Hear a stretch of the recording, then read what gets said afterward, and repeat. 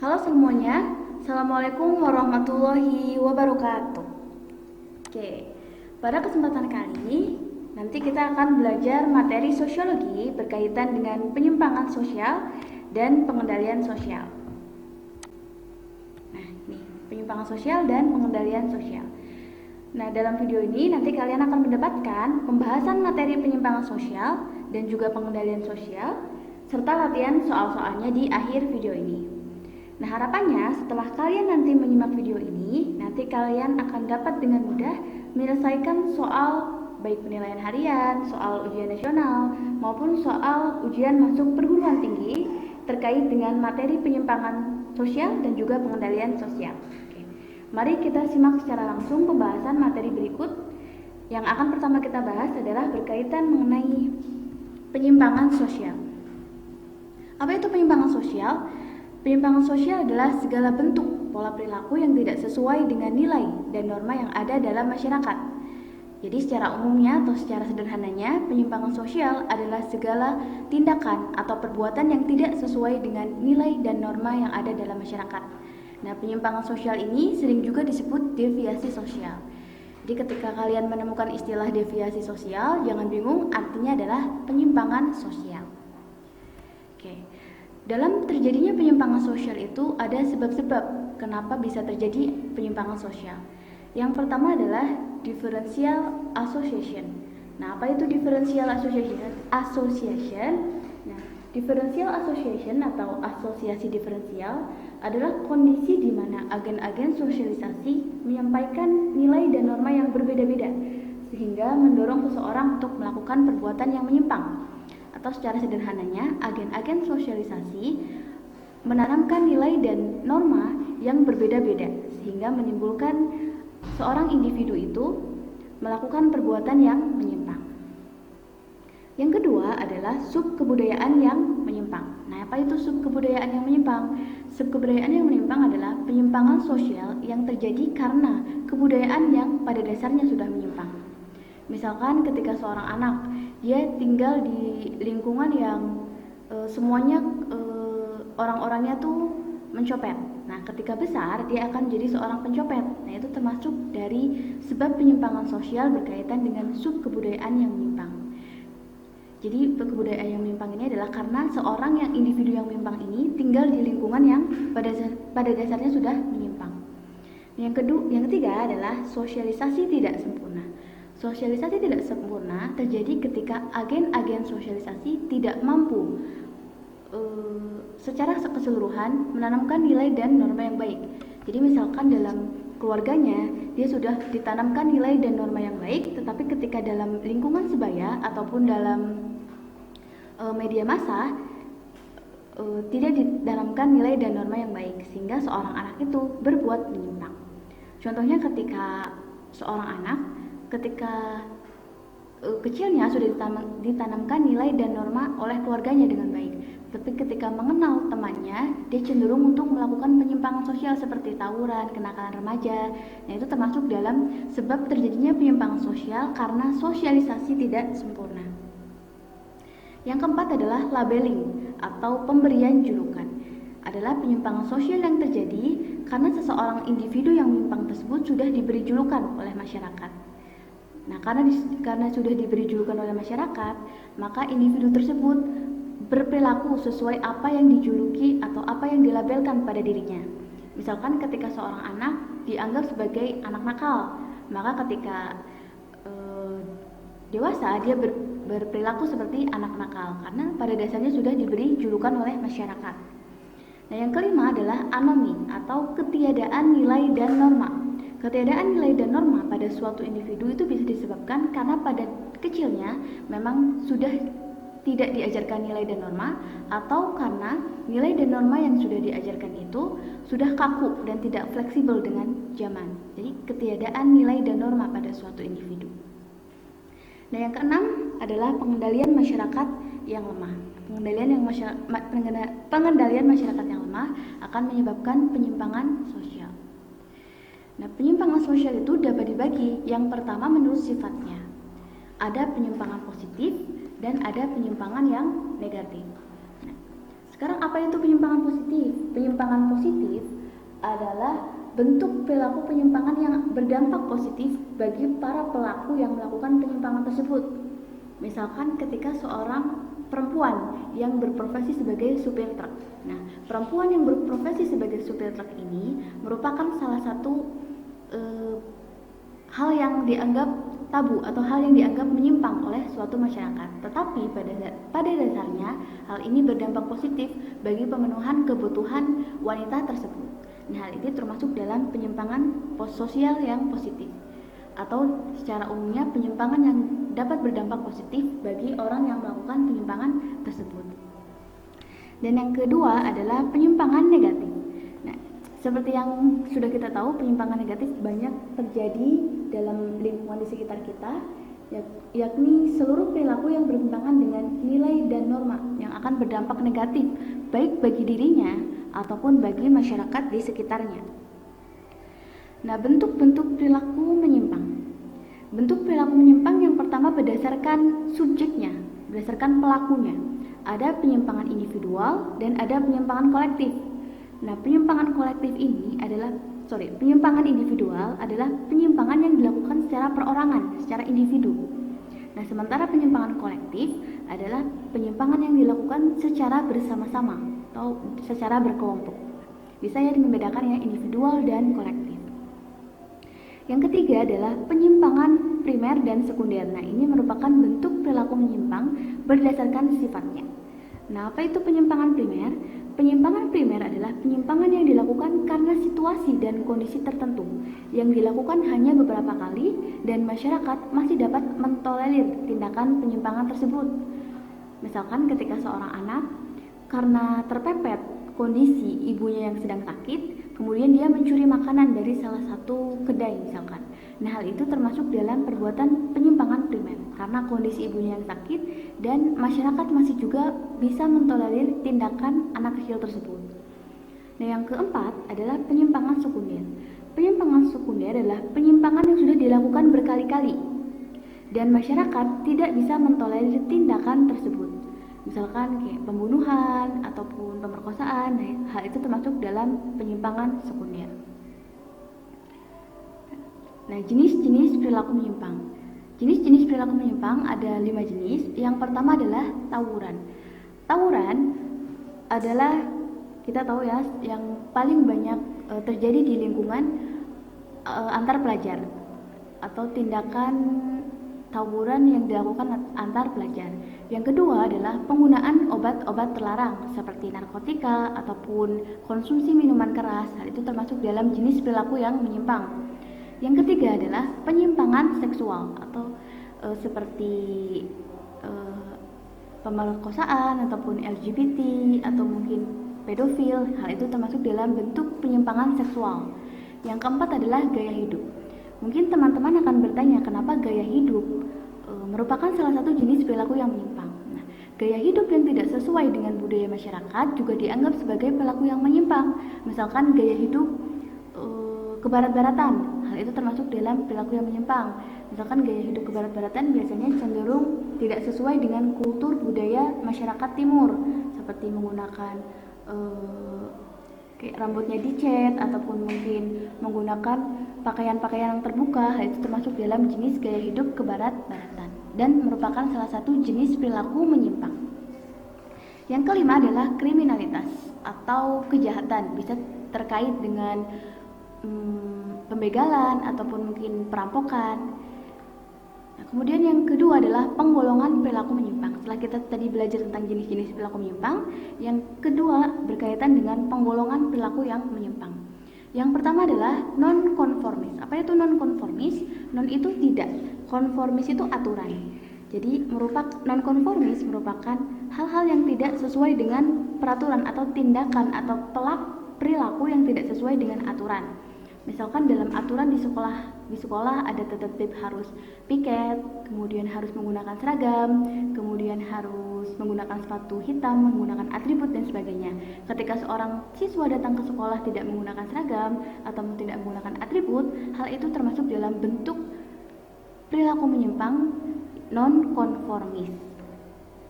Yang kedua adalah antisosial. Antisosial adalah tindakan atau perilaku yang menarik diri dalam masyarakat. Dan yang ketiga adalah tindakan kriminal atau kejahatan. Nah, tindakan kriminal ini kemudian dibagi lagi menjadi beberapa bentuk-bentuk kriminal atau bentuk-bentuk kejahatan. Yang pertama ada white collar crime atau kejahatan kerah putih. Oke. Apa itu kejahatan kerah putih? Kejahatan kerah putih adalah kejahatan yang dilakukan oleh mereka yang memiliki status sosial yang tinggi dalam masyarakat. Misalkan ketika pejabat publik melakukan korupsi, kolusi, dan nepotisme, hal itu termasuk dalam jenis bentuk kriminalitas berkaitan dengan white collar crime. Yang kedua adalah blue collar crime. Nah, ini merupakan lawan dari white collar crime. Kalau white collar crime adalah bentuk kejahatan yang dilakukan oleh mereka yang memiliki status sosial yang tinggi, blue collar crime atau kejahatan kerah biru adalah kejahatan yang dilakukan oleh mereka yang memiliki status sosial yang rendah dalam masyarakat. Misalkan maling jemuran atau maling sendal di masjid atau berkaitan dengan maling kayu dan sebagainya. Hal itu termasuk dalam jenis kriminalitas atau bentuk kriminalitas blue collar crime atau kejahatan kerah biru. Nah, yang ketiga adalah organized crime atau kejahatan terorganisasi, yakni kejahatan yang dilakukan secara sistematis, terstruktur, dan terencana. Oke, apa contohnya? Misalkan ketika kejahatan gembong narkoba. Ketika narkoba itu sampai ke tangan konsumen, maka diperlukan adanya bandarnya misalkan, kemudian ada makarnya, kemudian ada kurirnya. Nah, itu termasuk dalam bentuk kejahatan terorganisasi atau organized crime. Yang keempat adalah transnational organized crime atau kejahatan terorganisasi transnasional. Transnasional di sini maksudnya adalah lintas negara atau kejahatan yang tersistematis, terstruktur, dan terencana lintas negara. Apa contohnya? Misalkan berkaitan dengan human trafficking atau berkaitan dengan perdagangan manusia. Itu termasuk dalam bentuk kriminal kejahatan terorganisasi transnasional. Yang kelima adalah corporate crimes atau kejahatan perusahaan. Nah, kejahatan perusahaan adalah kejahatan yang dilakukan oleh suatu perusahaan melanggar suatu undang-undang tertentu. Misalkan perusahaan tekstil membuang limbahnya ke sungai yang akan mencemari lingkungan sungai, maka hal ini merupakan kejahatan yang melanggar analisis dampak lingkungan dan undang-undang lingkungan hidup. Itu berkaitan dengan corporate crime. Nah, yang terakhir adalah crimes without victim atau kejahatan tanpa korban. Adalah kejahatan yang merugikan orang yang melakukan kejahatan tetapi tidak merugikan orang-orang di sekitarnya. Misalkan penggunaan obat-obat terlarang atau konsumsi minuman keras, hal itu akan merugikan dirinya sendiri, akan berdampak pada kesehatan orang yang melakukan penyimpangan sosial tersebut tetapi tidak berdampak pada orang-orang di sekitarnya. Oke, setelah tadi kita sudah membahas tentang materi penyimpangan sosial, kita akan membahas yang kedua berkaitan dengan pengendalian sosialnya. Nah, apa itu pengendalian sosial? Pengendalian sosial merupakan alat atau cara mengatur perilaku anggota masyarakat agar sesuai dengan nilai dan norma dalam masyarakat. Sekarang apa sih tujuan dari pengendalian sosial? Yang pertama, pengendalian sosial akan dapat mengurangi penyimpangan sosial. Yang kedua, akan menunjukkan ketentraman dan keserasian dalam masyarakat. Kemudian pengendalian sosial juga dapat mengembalikan nilai dan norma yang berlaku dalam masyarakat. Dan yang keempat, pengendalian sosial akan menyebabkan masyarakat mematuhi nilai dan norma sosial baik dengan kesadaran pribadi maupun dengan paksaan dan sebagainya. Banyak sekali tujuan pengendalian sosial. Di antaranya adalah 4 tersebut. Kita akan membahas selanjutnya berkaitan dengan jenis pengendalian sosial menurut caranya. Menurut caranya, pengendalian sosial hanya ada 2, yakni dilakukan dengan paksaan yang disertai dengan sanksi tegas atau diistilahkan dalam sosiologi adalah coercive, atau pengendalian sosial yang dilakukan dengan cara paksa dan disertai dengan sanksi yang tegas sesuai dengan pelanggarannya. Dan yang kedua adalah dengan cara yang lembut atau dengan cara yang baik, yakni berkaitan atau diistilahkan dalam sosiologi adalah persuasif, yaitu cara pengendalian sosial yang dilakukan dengan tanpa tindakan kekerasan. Jadi jenis pengendalian sosial menurut caranya hanya ada dua, yakni koersif yang dilakukan dengan paksaan dan persuasif yang dilakukan dengan tanpa tindakan kekerasan atau dengan cara misalkan menasehati. Nah, kemudian pengendalian sosial menurut sifatnya. Kalau tadi menurut caranya keras dan lembut, yang kedua adalah menurut sifatnya. Sifatnya juga ada dua. Yang pertama adalah preventif atau pengendalian sosial yang dilakukan untuk mencegah terjadinya penyimpangan sosial. Jadi untuk mencegah terjadinya penyimpangan sosial adalah preventif. Dan yang kedua adalah represif, yaitu tindakan pengendalian sosial yang dilakukan untuk mengembalikan keserasian di dalam masyarakat atau dilakukan setelah terjadinya penyimpangan sosial. Jadi menurut sifatnya itu preventif yang dilakukan sebelum dan represif yang dilakukan setelah terjadinya penyimpangan sosial. Nah, dalam masyarakat dikenal ada bentuk-bentuk pengendalian sosial. Di antaranya adalah melalui pendidikan. Pendidikan ini dapat diberikan oleh keluarga ataupun oleh sekolah. Dalam keluarga diberikan melalui orang tua, dalam sekolah juga dapat diberikan melalui guru. Tentang nilai dan norma yang baik dalam masyarakat. Dan yang kedua adalah agama. Nah, agama berkaitan dengan tindakan yang melakukan atau melalui pendekatan rohani dengan mengajarkan nilai yang baik dan buruk sesuai dengan kitab suci atau ajaran agamanya. Dan yang ketiga adalah teguran. Teguran adalah bentuk pengendalian sosial yang dilakukan dengan cara lisan maupun tulisan untuk memberikan kritik kepada seseorang yang melakukan penyimpangan sosial agar seseorang tersebut tidak melakukan penyimpangan sosial lagi. Yang keempat adalah gosip atau desas-desus.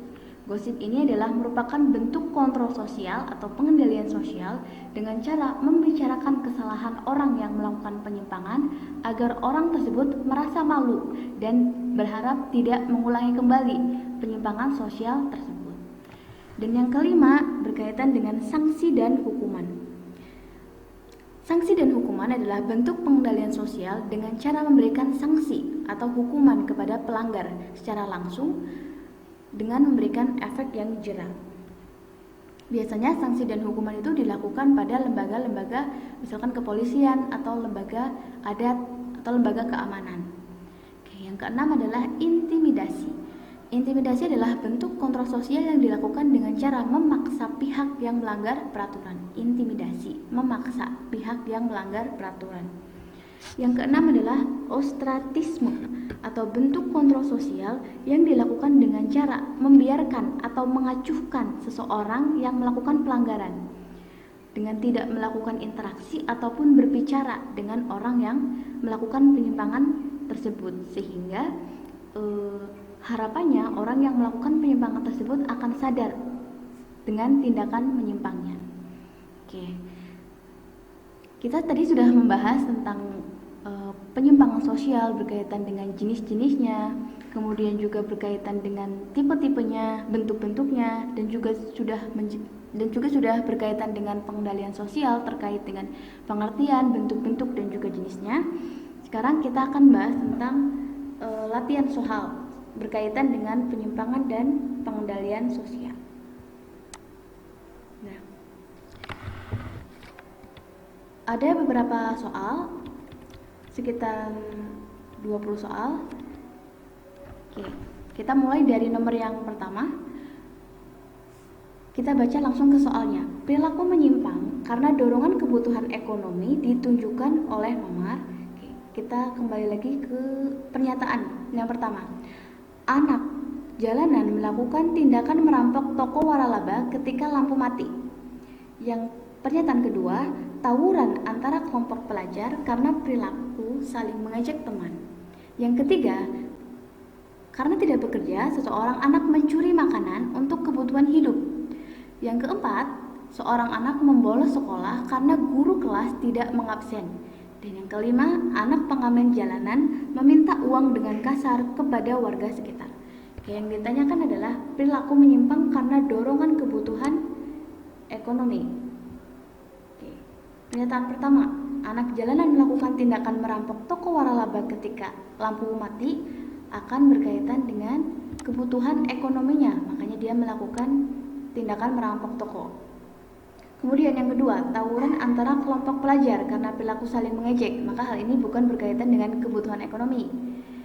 Yang ketiga, karena tidak bekerja, seorang anak mencuri makanan untuk kebutuhan hidup, nah maka hal ini terkait dengan kebutuhan ekonomi. Nah yang keempat, seorang anak membolos sekolah karena guru kelas tidak mengabsen, hal itu tidak sesuai dengan kebutuhan ekonomi. Dan yang kelima, anak pengamen jalanan meminta uang dengan kasar kepada warga sekitar. Nah, hal ini merupakan bentuk perilaku menyimpang karena dorongan kebutuhan ekonomi. Jadi pernyataan yang paling tepat adalah 1, 3, dan 5. Adalah option C. Oke, kita lanjut ke dalam ke soal nomor 2. Sejak sekolah atau sejak usia sekolah, seorang anak sudah ikut melaut bersama orang tuanya. Dalam masyarakat nelayan tradisional, membantu orang tua lebih penting daripada pergi ke sekolah. Akibatnya, anak itu tidak mematuhi program wajib belajar 9 tahun. Penyimpangan yang dialami oleh anak tersebut disebabkan oleh pertanyaan yang ditanyakan di sini adalah penyimpangan apa yang dilakukan oleh anak tersebut. Oke, apakah karena A. faktor sosialisasi yang tidak sempurna, B. faktor budaya atau tradisi, C. norma yang menolak pendidikan, D. kebiasaan mencari ikan, atau E. kondisi ekonomi. Oke. Dari soal ini, dari ilustrasi soal nomor 2, maka hal yang bisa kita garis bawahi adalah dalam masyarakat nelayan tradisional, membantu orang tua lebih penting daripada pergi ke sekolah. Maka hal ini berkaitan dengan budaya dan tradisi masyarakat. Maka jawaban yang tepat adalah option B. Oke, nomor 3. Akibat perceraian orang tua, seorang anak menjadi labil, sering murung, bahkan membolos sekolah. Sosialisasi tidak sempurna tersebut disebabkan oleh A. nilai dan norma sosial, B. disorganisasi keluarga, C. pengaruh kelompok persahabatan, D. pengendalian pihak sekolah belum maksimal, atau E. perubahan sosial terjadi secara cepat. Oke, dalam ilustrasi soal nomor 3, yang harus kita garis bawahi adalah akibat perceraian orang tua, seseorang anak menjadi labil. Nah, maka hal ini selalu berkaitan dengan disorganisasi keluarga. Nah, jadi jawaban yang tepat adalah berkaitan dengan option B, yakni disorganisasi keluarga. Lanjut ke dalam soal nomor 4, ada beberapa contoh pernyataan perilaku menyimpang. Yang ditanyakan adalah yang merupakan perilaku penyimpangan sekunder. Kita ingat kembali, apa itu penyimpangan sekunder? Penyimpangan sekunder adalah penyimpangan yang dilakukan secara berkali-kali sehingga kelompok masyarakat atau masyarakatnya tidak mau mentolerir perbuatan menyimpang tersebut atau sudah tidak bisa memaafkan perilaku penyimpangan tersebut. Oke, dari pernyataan yang pertama, pelaku geng motor diamankan polisi. Hal itu termasuk dalam penyimpangan yang sudah dilakukan berkali-kali. Maka hal ini terkait dengan penyimpangan sekunder. Yang kedua, pejabat yang melakukan tindakan korupsi ditangkap KPK. Nah, hal ini juga termasuk dalam bentuk penyimpangan yang sudah tidak dapat ditolerir oleh masyarakat. Berarti option atau pernyataan nomor 2 juga terkait dengan perilaku menyimpang sekunder. Yang ketiga, siswa terlibat tawuran di sekolah. Perilaku tawuran juga merupakan perilaku yang tidak dapat ditolerir oleh masyarakat. Hal ini juga merupakan bentuk penyimpangan sosial sekunder. Yang keempat, pelaku pembunuhan ditangkap polisi. Oke, pelaku pembunuhan ditangkap polisi juga berkaitan dengan penyimpangan sekunder. Dan yang kelima adalah siswa yang terlambat diberi nasihat oleh guru BK.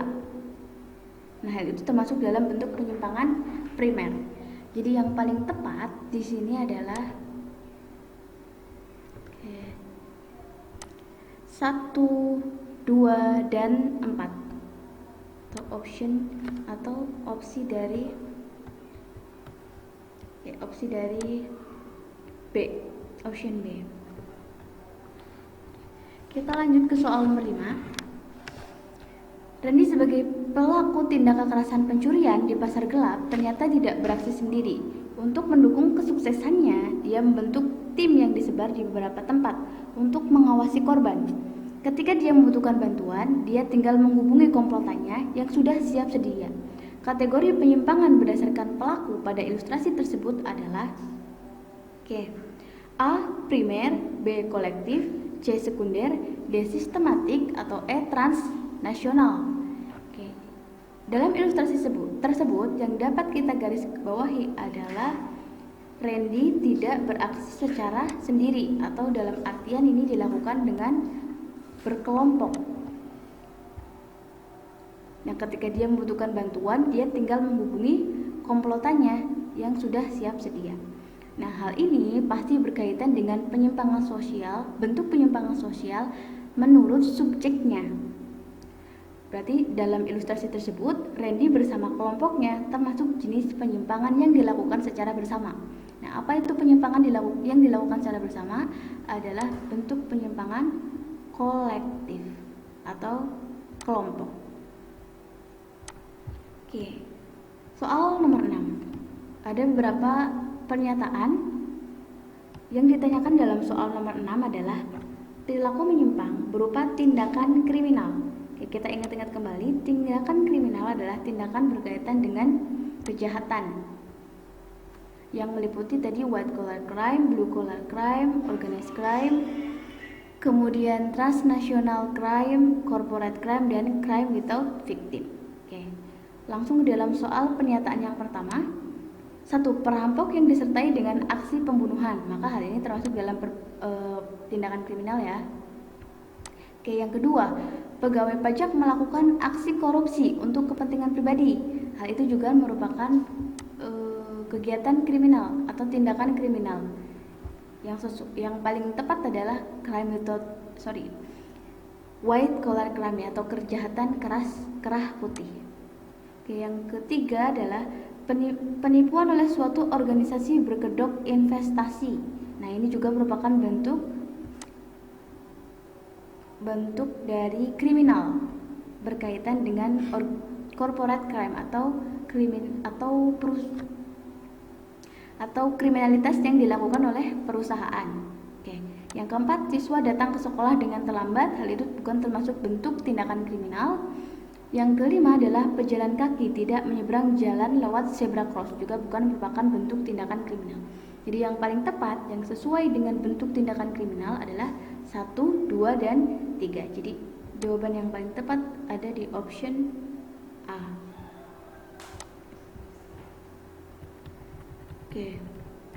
Nomor 7, koruptor yang berhasil dipenjara oleh KPK semakin banyak. Di antara pelaku merupakan orang yang sangat pandai dan paham dengan hukum dan merupakan pejabat publik dengan kedudukan tinggi. Bentuk penyimpangan yang dilakukan oleh para intelektual tersebut termasuk bentuk penyimpangan. Ilustrasi pada soal nomor 7 ini, hal yang bisa garis bawahi adalah koruptor yang berhasil dipenjara oleh KPK semakin banyak. Dan di antara pelaku merupakan orang yang pandai dan paham hukum dan merupakan pejabat publik dengan kedudukan yang tinggi. Nah, tentu hal ini berkaitan dengan bentuk kriminal ya, bentuk kriminal yang dilakukan oleh mereka yang memiliki status sosial yang tinggi. Maka hal itu termasuk dalam bentuk kriminal kejahatan kerah putih atau white collar crime. Lanjut ke dalam soal nomor 8. Menggosipkan seseorang merupakan salah satu bentuk pengendalian sosial. Sebab dalam pengendalian sosial, gosip dapat berfungsi. Jadi yang ditanyakan pada soal nomor 8 adalah tentang fungsi gosip. Atau apakah A menyadarkan pelaku agar tidak mengulangi perbuatan yang salah, B. Membuat pelaku menjadi tidak peduli terhadap lingkungan sekitar. Dan C. Membuat seseorang yang digosipkan merasa malu dan disudutkan. D. Menyadarkan pelaku berada dalam lingkungan yang salah. E. Menghakimi orang-orang yang bersalah di depan hukum. Nah, kita harus mengerti tadi, pengertian dari gosip adalah membicarakan perilaku menyimpang atau membicarakan kesalahan orang lain di belakang orang yang melakukan menyimpang tersebut untuk atau berfungsi untuk memojokkan agar suatu individu tersebut merasa malu. Maka yang paling tepat berkaitan dengan fungsi gosip adalah option C. Seorang yang digosipkan merasa malu dan disudutkan. Oke. Lanjut di pertanyaan nomor 9. Ada beberapa pernyataan tentang perilaku menyimpang, dan yang ditanyakan dalam soal nomor 9 adalah cara pengendalian preventif. Oke, kita masuk ke dalam materi pengendalian sosial. Yang ditanyakan adalah cara pengendalian preventif. Oke, kita harus ingat pengendalian sosial menurut caranya ada koersif dan persuasif, atau dilakukan dengan paksaan dan dilakukan dengan lemah lembut. Cara pengendalian yang preventif adalah pengendalian yang dilakukan sebelum terjadinya pelanggaran. Itu menurut menurut sifatnya. Ada preventif dan represif. Preventif dilakukan sebelum terjadinya pelanggaran, represif dilakukan setelah terjadinya pelanggaran. Oke, kita langsung identifikasi pada pernyataan yang pertama. Polisi memasang polis lain setelah terjadi perampokan. Maka hal ini termasuk dalam cara pengendalian represif. Yang kedua, penyuluhan bahaya seks bebas oleh Yayasan AIDS Indonesia. Nah, hal ini merupakan salah satu bentuk pengendalian yang preventif dalam upaya mencegah adanya seks bebas di kalangan remaja. Jadi nomor 2 atau pernyataan nomor 2 termasuk dalam cara pengendalian yang preventif. Yang ketiga, seorang guru menasehati muridnya yang bolos sekolah. Maka hal ini berkaitan dengan cara pengendalian yang represif atau dilakukan setelah adanya pelanggaran. Pelanggarannya apa? Yakni tadi, murid yang bolos sekolah. Yang keempat, kebiasaan melakukan dialog antar warga setiap bulan agar lingkungan aman. Nah, hal ini berkaitan dengan bentuk atau cara pengendalian sosial preventif yang dilakukan sebelum adanya pelanggaran. Oke, pernyataan nomor 5, penyuluhan pihak-pihak kepolisian tentang bahaya. Ini adalah bahaya maksudnya. Bahaya narkotika. Nah, ini juga merupakan cara pengendalian preventif yang dilakukan sebelum terjadinya pelanggaran, yang berupaya supaya penyuluhan dilakukan supaya orang-orang tidak mengkonsumsi narkotika. Jadi pernyataan yang tepat adalah 2, 4, dan 5 atau pada option 2, 4, 5 option D. Oke. Lanjut pernyataan nomor 10. Pemerintah melakukan sosialisasi tentang bahaya narkotika di setiap sekolah. Sosialisasi mengenai bahaya narkotika merupakan upaya pengendalian sosial. Fungsi pemerintah dalam pengendalian sosial tersebut adalah yang ditanyakan adalah fungsi pemerintah dalam melakukan pengendalian sosial yang dilakukan dengan sosialisasi.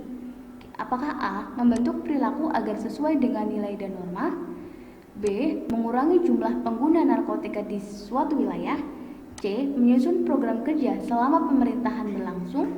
D. Menyusun undang-undang tentang penggunaan narkotika. Atau E. Melakukan rehabilitasi terhadap pecandu narkoba. Berkaitan dengan sosialisasi tentang bahaya narkotika, maka hal ini berfungsi untuk mengurangi jumlah pengguna narkotika di suatu wilayah. Yang paling tepat adalah jawaban pada option B. Lanjut nomor 11. Ada beberapa pernyataan tentang penyimpangan sosial. Hal yang ditanyakan pada soal nomor 11 berkaitan dengan penyimpangan karena proses sosialisasi tidak sempurna. Oke, kita ingat-ingat kembali apa itu proses sosialisasi tidak sempurna. Hal ini berkaitan dengan sebab terjadinya penyimpangan sosial, termasuk dari sosialisasi tidak sempurna. Sosialisasi tidak sempurna terjadi ketika seorang individu sudah ditanamkan nilai yang baik dalam keluarga, tetapi ketika di luar lingkungan keluarga, di teman sebaya misalkan, atau dalam media sosial, dia kemudian cenderung melakukan perilaku menyimpang. Oke, kita lanjut, kita bahas ilustrasi pada pernyataan nomor 1. Membolos sekolah karena diajak teman. Nah, ini juga merupakan sosialisasi tidak sempurna. Jadi, karena berarti pengaruh dari teman sebaya. Oke, yang kedua, ikut geng motor karena diajak teman sebaya. Nah, hal ini juga berkaitan dengan proses sosialisasi yang tidak sempurna karena pengaruh teman sebaya. Putus sekolah karena orang tua bercerai, ini tidak berkaitan. Yang 4, menonton video porno karena pengaruh media sosial. Ini juga berkaitan dengan sosialisasi yang tidak sempurna karena pengaruh dari media sosial. Yang kelima, sering mendengarkan musik keras-keras. Ini juga bukan berkaitan dengan proses sosialisasi yang tidak sempurna. Jadi yang paling tepat berkaitan dengan penyimpangan sosial yang terjadi karena proses sosialisasi yang tidak sempurna adalah pernyataan nomor 1, 2, dan 4, atau yang sesuai dengan option B. Oke, lanjut ke soal nomor 12 berkenaan dengan human trafficking. Oke, human trafficking yang terjadi di beberapa negara dilakukan secara terorganisasi dengan sindikat tertentu agar tidak tertangkap pihak yang berwajib. Human trafficking termasuk jenis kejahatan. Yang ditanyakan adalah jenis kejahatannya. Ataukah A, terorganisasi transnasional, B, terorganisasi, C, tanpa korban, D, kerah putih, atau E, kerah biru. Oke. Yang perlu kita garis bawahi adalah human trafficking terjadi di berbagai negara. Maka hal ini berarti kejahatan yang dilakukan dalam lintas negara. Maka yang paling tepat masuk ke dalam jenis kejahatan atau jenis kriminal terorganisasi transnasional atau kejahatan yang tersistematis, terstruktur yang dilakukan di berbagai negara atau lintas negara. Oke, nomor 13. Berbagai poster tentang bahaya merokok dapat dijumpai di sekitar masyarakat. Berbagai media massa juga mengiklankan tentang bahaya merokok. Pengendalian sosial melalui media massa bersifat pengendalian sosial, kita ingat-ingat lagi, berdasarkan caranya ada koersif dan persuasif. Koersif dengan paksaan, persuasif tanpa paksaan. Berdasarkan sifatnya ada preventif dan represif. Preventif dilakukan sebelum terjadinya pelanggaran dan represif dilakukan setelah terjadinya pelanggaran. Nah, dalam ilustrasi soal nomor 13, poster itu dijumpai di dalam masyarakat. Nah, poster itu berupaya untuk mengiklankan dengan tujuan agar orang-orang tidak merokok. Maka hal ini termasuk dalam pengendalian sosial yang dilakukan sebelum terjadinya pelanggaran, atau yang paling tepat adalah preventif. Oke. Lanjut ke dalam soal nomor 14. Dewasa ini, kasus pelecehan seksual pada anak-anak cukup memprihatinkan. Pelecehan seksual pada anak termasuk bentuk penyimpangan A, terorganisasi, B, sekunder, C, primer, D, positif, atau E, negatif. Oke, yang ditanyakan adalah bentuk penyimpangan dari pelecehan seksual. Kalau opsi yang pertama, terorganisasi, bukan merupakan penyimpangan tetapi termasuk dalam bentuk-bentuk kriminalitas atau bentuk-bentuk kejahatan. Ada kejahatan terorganisasi. Yang kedua, sekunder atau pada option B, sekunder adalah bentuk penyimpangan yang dilakukan berkali-kali dan orang tidak dapat mentolerir bentuk penyimpangan tersebut. Yang C, penyimpangan primer adalah penyimpangan yang dilakukan pada situasi dan kondisi tertentu dan masyarakat juga dapat memaafkan penyimpangan tersebut. Yang D, penyimpangan positif adalah penyimpangan yang berdampak positif bagi orang yang melakukan penyimpangan. Oke, yang E adalah penyimpangan negatif atau penyimpangan yang tentu akan berdampak negatif bagi orang yang melakukan dan bagi masyarakat di sekitarnya. Nah, pada ilustrasi pada soal nomor 14 yang perlu kita garis bawahi adalah kasus pelecehan seksual pada anak yang cukup memprihatinkan. Nah, kasus pelecehan seksual ini merupakan bentuk penyimpangan di mana masyarakat itu tidak dapat lagi mentolerir jenis penyimpangan ini. Maka hal ini termasuk dalam bentuk penyimpangan, ya benar, sekunder atau sesuai dengan option B. Selanjutnya lanjut pada soal nomor 15. Oke, ada beberapa pernyataan tentang pengendalian sosial. Nah, yang ditanyakan pada soal nomor 15 adalah pengendalian sosial yang bersifat koersif. Kita ingat-ingat lagi, pengendalian sosial yang bersifat koersif adalah pengendalian sosial yang dilakukan dengan paksaan. Kita sesuaikan dengan pernyataan pertama, pencopet yang tertangkap basah dihakimi massa sehingga babak belur. Nah, ini termasuk dalam bentuk pengendalian sosial bersifat koersif. Berarti pernyataan pertama termasuk dalam bentuk pengendalian sosial yang bersifat koersif yang disertai dengan paksaan dan kekerasan. Yang kedua, pemuka masyarakat menyampaikan ajaran untuk menjauhi tindakan kriminal. Nah, ini pasti cara pengendalian sosial yang dilakukan sebelum. Ini termasuk dalam cara pengendalian sosial preventif. Yang ketiga, gerobak milik pedagang kaki lima di trotoar diangkut paksa oleh petugas.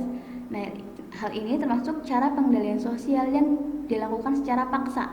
Jadi ini juga merupakan bentuk pengendalian sosial yang bersifat koersif yang dilakukan dengan paksaan dan dengan kekerasan.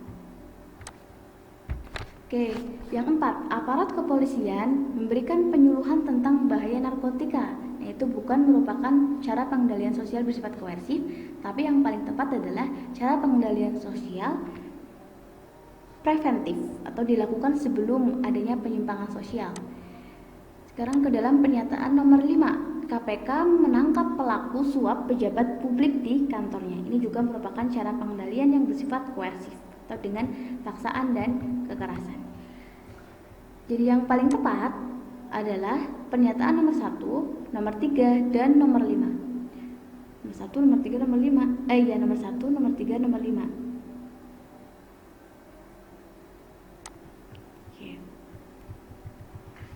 Nomor 16. Sejak kematian suaminya, seorang wanita menjadi tukang tambal ban untuk mencukupi kebutuhan keluarganya. Pekerjaan wanita tersebut sering dicela oleh masyarakat karena dianggap kurang lazim. Berdasarkan ilustrasi, wanita tersebut melakukan bentuk penyimpangan apakah A primer, B positif, C sekunder, D negatif, atau E individual. Oke. Dari ilustrasi soal nomor 16 yang dapat kita garis bawahi adalah seorang wanita menjadi tukang tambal ban untuk mencukupi kebutuhan keluarganya dan sering dicela oleh masyarakat karena dianggap kurang lazim. Nah, walaupun dianggap sebagai pekerjaan yang kurang lazim dalam masyarakat, tetapi hal ini akan berdampak baik bagi wanita tersebut karena dia akan dapat mencukupi kebutuhan keluarganya. Sehingga bentuk penyimpangan yang paling tepat adalah bentuk penyimpangan yang positif, atau dalam artian meskipun pekerjaan sebagai tukang tambal ban oleh wanita itu dianggap tabu atau kurang lazim, tetapi memiliki dampak positif bagi orang yang melakukannya. Di antaranya dampaknya adalah tadi mencukupi kebutuhan ekonominya. Oke, lanjut di soal nomor 17. Seorang guru memperingatkan siswa yang sedang mengirim pesan melalui telepon genggam pada saat kegiatan pembelajaran. Selanjutnya, guru meminta seluruh siswa menonaktifkan telepon genggam dan berkonsentrasi dengan kegiatan pembelajaran. Cara pengendalian sosial tersebut bersifat apakah A preventif, B represif, C. Persuasif, D. Koersif, atau E. Pervasif. Oke, dalam ilustrasi pada soal nomor 17 yang perlu kita garis bawahi adalah guru memperingatkan siswa yang sedang mengirim pesan melalui telepon genggam. Selanjutnya guru meminta seluruh siswa menonaktifkan telepon genggam. Artinya pengendalian ini dilakukan setelah adanya pelanggaran yang dilakukan oleh salah satu murid. Maka cara pengendalian sosial yang paling tepat adalah represif atau pengendalian sosial yang dilakukan setelah terjadinya pelanggaran. Soal nomor 18. Akibat kurangnya kesadaran warga melaksanakan ronda malam, terjadi pencurian dan perampokan selama 3 hari berturut-turut. Kondisi tersebut menunjukkan terjadinya perilaku menyimpang disebabkan oleh apakah A. Sosialisasi tidak sempurna, B. Lemahnya pengendalian sosial, C. Adanya asosiasi diferensial, D. Subkebudayaan yang menyimpang, atau E. Dorongan ekonomi. Yang dapat kita garis bawahi pada soal nomor 18 adalah kurangnya kesadaran warga dalam melaksanakan ronda malam. Oke. Maka hal ini pasti akan berkaitan dengan rendahnya pengendalian sosial dalam suatu masyarakat tersebut, atau yang paling tepat adalah option yang B. Sosialisasi tidak sempurna pada option A itu tidak sesuai karena sosialisasi tidak sempurna itu merupakan sebab terjadinya perilaku menyimpang ketika seorang anak atau seorang individu terbawa oleh teman sebaya ataupun media sosial. Adanya asosiasi diferensial juga tidak sesuai karena asosiasi diferensial diartikan sebagai penanaman nilai dan norma yang berbeda-beda pada setiap agen sosialisasi. Yang D juga tidak tepat karena tidak berkaitan dengan subkebudayaan yang menyimpang. Dalam artian subkebudayaan yang menyimpang merupakan di mana lingkungan itu sudah menyimpang sehingga suatu individu itu pasti akan berperilaku menyimpang. Yang keempat juga tidak berkaitan dengan dorongan ekonomi. Jadi yang paling tepat adalah lemahnya pengendalian sosial. Nomor 19, perkembangan zaman dan globalisasi menyebabkan para remaja terpengaruh gaya pergaulan bebas. Akibatnya beberapa remaja terjerumus pada hubungan seks di luar nikah. Berdasarkan tipe kejahatannya, perilaku remaja tersebut merupakan kejahatan A. Kerah biru, B. Kerah putih, C. Terorganisasi, D. Tanpa korban, atau E. Terorganisasi transnasional. Yang bisa kita garis bawahi adalah menyebabkan para remaja terpengaruh gaya pergaulan bebas, sehingga beberapa remaja tersebut terjerumus pada hubungan seks di luar nikah. Option yang pertama, kejahatan kerah biru adalah kejahatan yang dilakukan oleh mereka yang memiliki status sosial yang rendah dalam masyarakat, tidak tepat dengan ilustrasi pada soal nomor 19.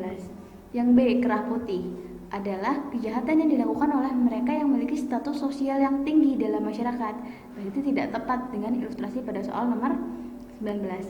Yang C, terorganisasi atau dalam artian tersistematis, terstruktur, dan terencana, berarti juga tidak tepat dengan bentuk penyimpangan sosial pada soal nomor 19. Yang D, tanpa korban.